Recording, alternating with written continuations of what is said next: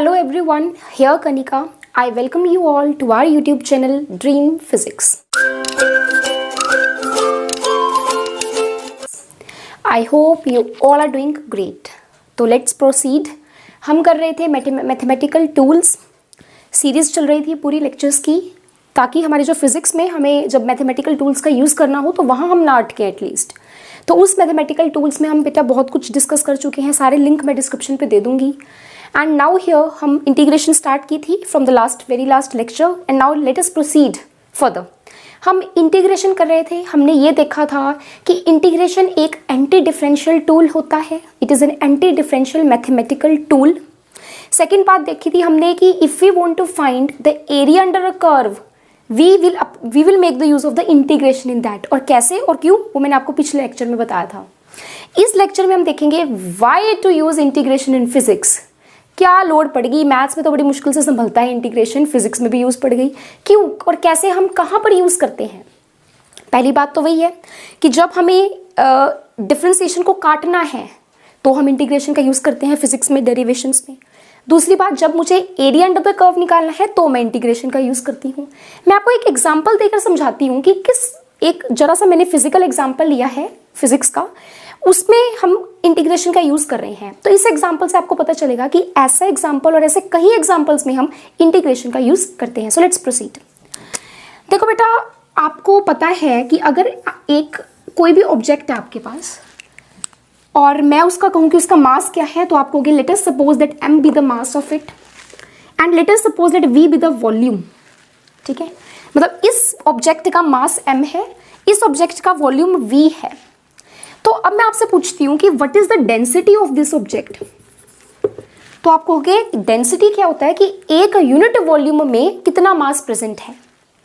समझ आ गई? तो वो कैसे, दोबारा सुनिए, डेंसिटी होती है कि एक यूनिट वॉल्यूम में कितना मास प्रेजेंट है। जैसे इस केस में मैं ये बोलती हूँ कि v वॉल्यूम में इसका मास m है, तो 1 यूनिट वॉल्यूम में कितना मास होगा, total mass upon volume. So this is the density, the mass per unit volume. So अच्छा, तो मैंने आपसे पूछा what is density, you will फटाफट से आंसर दे दोगे that it is mass upon volume. ठीक है बेटा, ओके। और अगर आपको ये पता है कि डेंसिटी को ना हम रो से रिप्रेजेंट कर देते हैं, ठीक है, it is a representation, density को रिप्रेजेंट करते हैं इससे, यह है रो, रोने वाला रो नहीं, इसको बोलने में इसका नाम क्या आता है, रो। तो it is equals to mass upon volume. अब दो केसेस, यहाँ पर दो कंडीशंस हैं, दो केसेस हैं, let us see what are these. सबसे पहला कंडीशन बेटा, जब रो मेरे पास कांस्टेंट है, इसका क्या मतलब है, और दूसरी कंडीशन जब रो मेरे पास वेरिएबल है, इसका क्या मतलब है। When rho is constant and when rho is variable. Constant मतलब जो चीज चेंज ना हो, जो चीज कांस्टेंट रहे। इसका मतलब मैं कह रही हूं जो इस बॉडी की डेंसिटी है ना वो कांस्टेंट है। कहने का मतलब है कि एक यूनिट वॉल्यूम मास, जैसे मैं कहूँ कि इसके इस पार्ट में एक यूनिट वॉल्यूम जो मास प्रेजेंट है वो मान लो 5 किलोग्राम है 1 मीटर क्यूब में, तो हर 1 मीटर क्यूब में 5 किलोग्राम प्रेजेंट है। मतलब ऐसा नहीं है कि इस बॉडी के कई हिस्सों में मास ज़्यादा है और कई हिस्सों में मास की प्रोपोर्शन कम है। समझ आ गई? डेंसिटी कांस्टेंट होने का मतलब mass per unit volume constant है, मतलब इस बॉडी के लिए हर यूनिट वॉल्यूम के लिए उतना ही मास होगा। It is uniform, the mass is uniform, ऐसे भी हम कह सकते हैं। ठीक है, मतलब रो जो है वो किसी भी वेरिएबल पे डिपेंड नहीं कर रही, क्यों, क्योंकि वो एक कांस्टेंट है। समझ आ गई मेरी बात? इसका मतलब बेटा हमें पता है density is the mass upon volume, जहां पर ये कुछ कांस्टेंट होगा। It is not depending upon any variable. Why? Because I have been taking the case in which rho is a constant. ठीक है जी, तो हमने लिख दिया density is mass upon volume. अगर मैं आपसे ये पूछूं कि इस बॉडी की डेंसिटी 5 है, वॉल्यूम इसका क्या है, 10 है, इसका मास क्या होगा। अगर मैं आपसे मास पूछ रही हूं तो आपको क्या, वेरी इजी, इस रिलेशन से हम बोल सकते हैं that mass is equals to density into volume. तो आपके पास जो डेंसिटी है मल्टीप्लाई बाय इसका वॉल्यूम, वहां पुट करो, आपके पास मास आ जाएगा। समझ आ गई कितना इजी था कि density is mass upon volume. Density is a constant, so यहाँ पे कोई एक कांस्टेंट होगा, वॉल्यूम, इसका जो वॉल्यूम उसकी वैल्यू, यहाँ दोनों को क्रॉस मल्टीप्लाई करो, we will get the mass of this body. Getting my point? Now the second जो हमारा केस है वो है जब ये डेंसिटी वेरी कर रही है। इसका मतलब mass per unit volume is not same at every point. मतलब इस जगह पे 1 यूनिट वॉल्यूम लूंगी तो मास मान लीजिए 5 किलोग्राम, इस जगह पे 1 यूनिट वॉल्यूम में ही मास हो गया 3 किलोग्राम। तो here the 5 kilogram is present in 1 unit volume in this side, here eight this point the 5 kilogram is present in 3 kilogram is present in same 1 unit volume. तो एक unit volume में mass same नहीं है, मतलब density is not constant, मतलब the mass is not uniformly distributed. समझ आ रही है? Mass is not uniformly distributed, कहीं हिस्सों में ज्यादा मास प्रोपोर्शन में और कहीं हिस्सों में कम मास।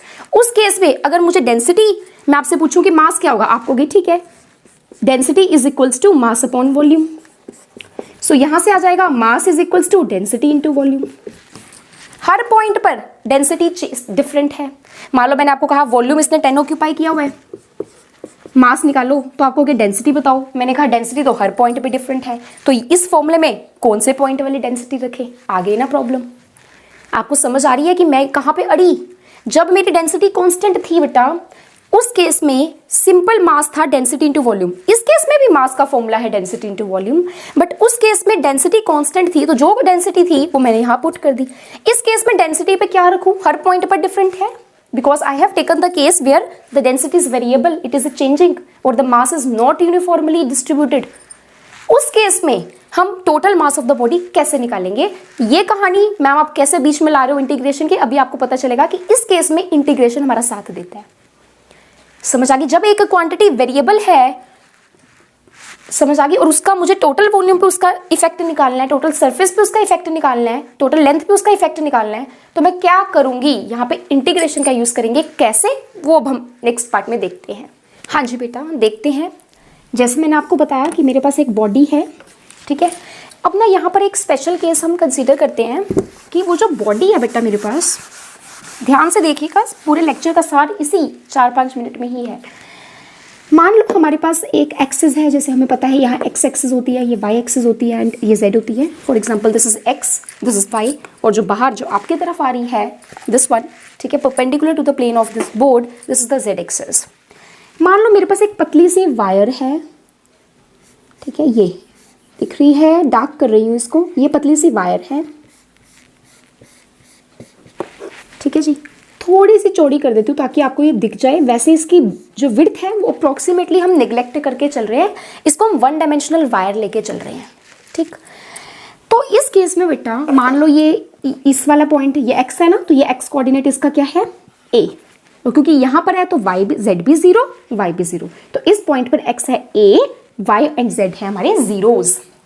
इसी तरह से इस पॉइंट पे देखते हैं, at this point x is equals to b, ठीक है बच्चों, x is equals to b, y is 0, z is 0। तो इसकी लेंथ कोई बता सकता क्या होगा? सोचो, देखो यहां से ये O है, ये A पॉइंट, ये B पॉइंट, इसको मैं थोड़ी सी लंबी करके लिख दूं, जैसे ये मेरे पास वायर है, इस O से इसका डिस्टेंस है B इस पॉइंट का, और O से ये डिस्टेंस है A, तो ये लेंथ क्या हो गई B माइनस A, ये चीज आ जाएगी। इसका मतलब the length of this wire और द रोड, जो मर्जी लगा लो, इज B माइनस A। ठीक बच्चों, तो अब मैं आपसे ये पूछती हूँ, और इस केस में क्योंकि 1 डायमेंशनल है ना, तो इस केस में डेंसिटी क्या होती है, मास अपॉन लेंथ। तो डेंसिटी हो गया मास अपॉन लेंथ, लेंथ को कैपिटल L से लिख देती हूँ, तो मास हो गया डेंसिटी इंटू लेंथ। पिछले वाला केस ही है, उसमें वॉल्यूम था क्योंकि हम 3 डायमेंशनल लेके चल रहे थे। यहाँ पर मैं है तो 3 डायमेंशनल, कुछ ना कुछ विड्थ तो उसकी होगी, बट मैं उसको बहुत नेग्लेक्ट करके चल रही हूँ। क्यों? क्योंकि वो बहुत छोटी है। ओके बेटा, तो यहां से फिर से हमारे पास आ गया mass is density into length. तो वही सवाल, डेंसिटी कांस्टेंट, तो आप दोनों की वैल्यूज पुट करोगे आंसर। अगर डेंसिटी वरी कर रही है, मतलब 1 यूनिट लेंथ में जो यहां पर मास है और जो 1 यूनिट लेंथ में इधर की और मास है वो डिफरेंट है, density is varying, and because ये वायर हमारी एक्स एक्सिस पर पड़ी है, इसका मतलब density is a variable and it is depending on the value of x. नहीं समझ आया? कहने का मतलब ये है कि इस पॉइंट पर डेंसिटी क्या होगी, डिफरेंट, इस पॉइंट से इस पॉइंट से इस पॉइंट से, मतलब अगर मैं x चेंज, मान लो ये x है मेरे पास, इस x को यहाँ पे कुछ डेंसिटी है, अब इसको मैंने x को चेंज कर दिया, थोड़ा सा इंक्रीज कर दिया, तो मैं इस पॉइंट पर आ गई, तो इस पॉइंट पर डेंसिटी उस x के हिसाब से होगी, उस पोजीशन के हिसाब से होगी। कहने का मतलब ये, अगर ये वायर है बेटा, ठीक है, ये x एक्सिस है, तो इस पॉइंट के लिए कोई x कोऑर्डिनेट होगा, क्योंकि x पर पड़ी है ना, y और z तो जीरो होंगे, जैसे मैंने आपको बताया। इस पॉइंट पर कोई x होगा, मान लो ये x1 है, ये x डैश है, ये x है, ये x डैश है, ठीक है। तो यहाँ पर डेंसिटी क्या होगी, मान लो उसको रो कह देते हैं, यहाँ पर रो डैश होगी, मतलब density is a function of x। जब आप x को चेंज करोगे डेंसिटी भी चेंज हो जाएगी, because I am taking the density as a variable, changing with the x। अगर ये y पर पड़ी होती रोड, तो डेंसिटी क्या होती, चेंजिंग विद y जैसे ये पड़ी हुई होती है अगर रोड, तो इस पॉइंट वाले y पर कुछ डेंसिटी, जब y को थोड़ा बढ़ा दूंगी, इस पॉइंट y पर कुछ डेंसिटी, सो इस केस में density would be the function of y।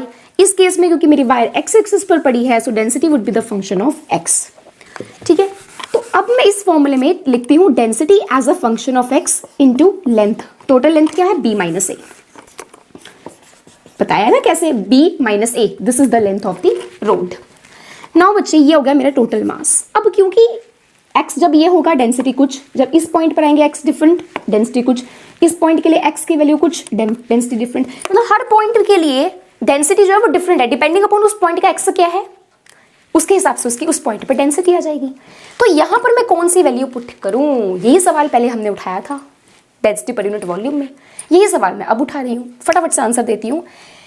Okay, हाँ जी, इस वायर को मैं थोड़ा सा ऐसे बना देती हूँ, ये नीचे, ठीक है, मैंने नीचे बना दी है, वैसे इसकी विड्थ 0 है, बट मैं कुछ दिखा रही हूँ आपको।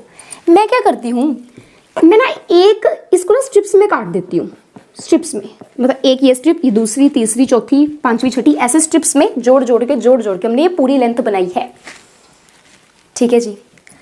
ओके, पहली, हाँ जी, तो अब मैं आपको ये कहती हूँ कि आप क्या करो, इस रीजन पे, मान लो इस रीजन पे, ये बीच वाले रीजन पे आपके पास कुछ डेंसिटी की वैल्यू है, मान लो वो रो है, रो, ठीक है जी।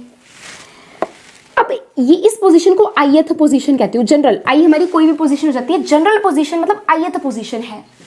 तो ये इस पॉइंट पर रो को रो xi कह दूं, xi का मतलब उस x पर जो कि ith पोजीशन का x है, मतलब इस पॉइंट का जो x कोऑर्डिनेट होगा वो यहाँ पे इस फंक्शन में पुट करूंगी, तो density at this ith position आ जाएगी।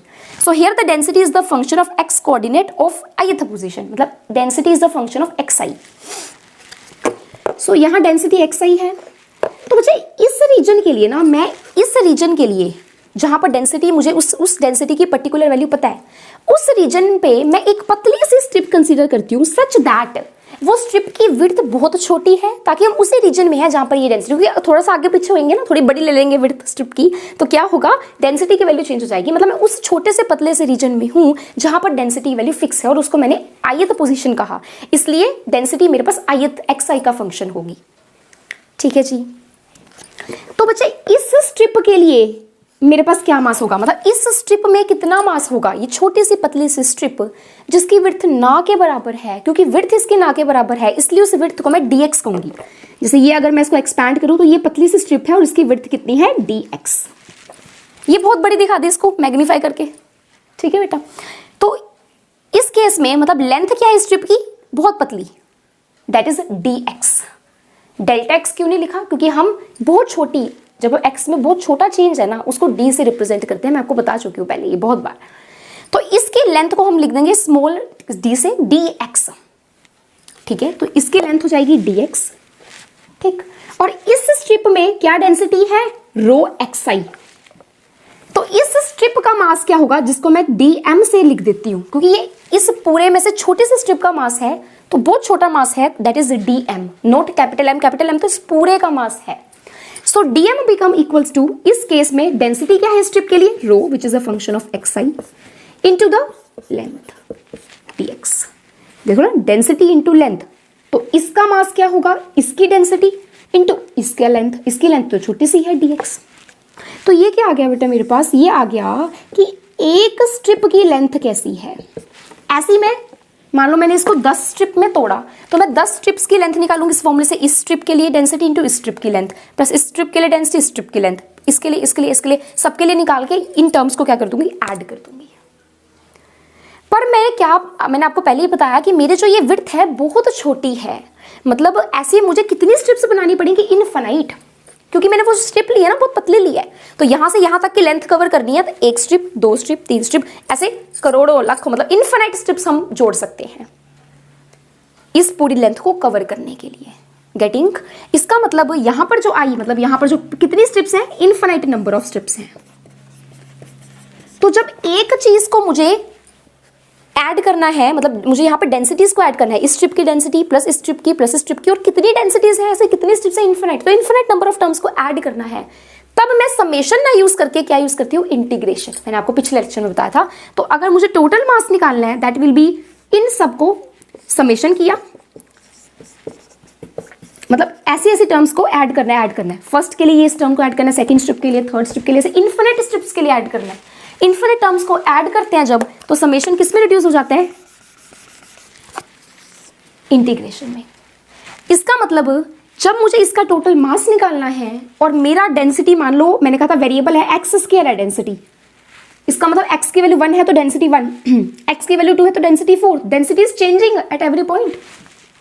ठीक है, उस केस में अगर आपको टोटल मास निकालना है तो आप क्या करो, उस डेंसिटी के फंक्शन को रखो और उसका इंटीग्रेशन कर दो विद रिस्पेक्ट टू x।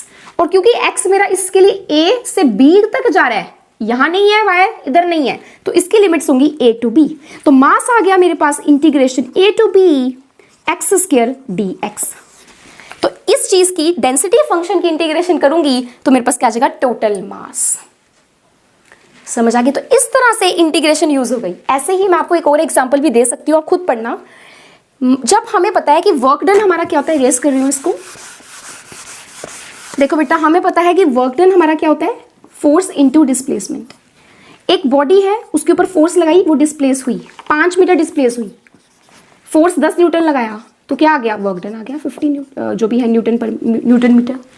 अब मैं यहां पर कह रही हूं कि फोर्स इज अ वेरिएबल, तो आप इसको 5 मीटर डिस्प्लेस करने के लिए कितना काम करोगे, यू विल इंटीग्रेट इट, क्या फोर्स के फंक्शन को इंटीग्रेट कर दोगे। समझ आ गई मेरी बात?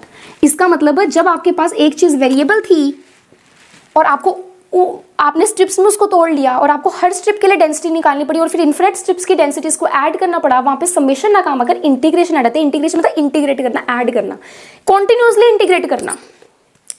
आई होप आपको ये समझ आया होगा। ओके, सो यहाँ पर हमारा इंटीग्रेशन खत्म हो जाता है। इसके बाद है इंटीग्रेशन के फॉर्मूलाज, वो मैं आपको चार्ट इसके साथ अटैच कर दूंगी, आप वो खुद भी पढ़ सकते हैं, बहुत इजी है, लर्न ही करने हैं। तो हम यहाँ पर समाप्त करते हैं अपना मैथमेटिकल टूल्स फाइनली, और हम स्टार्ट करेंगे काइनेमेटिक्स से, जहाँ से हम पहले कर रहे थे। काइनेमेटिक्स में मिलते हैं।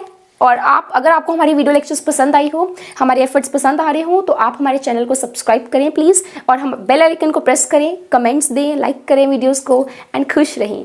Thank you, meet you soon, have a nice day.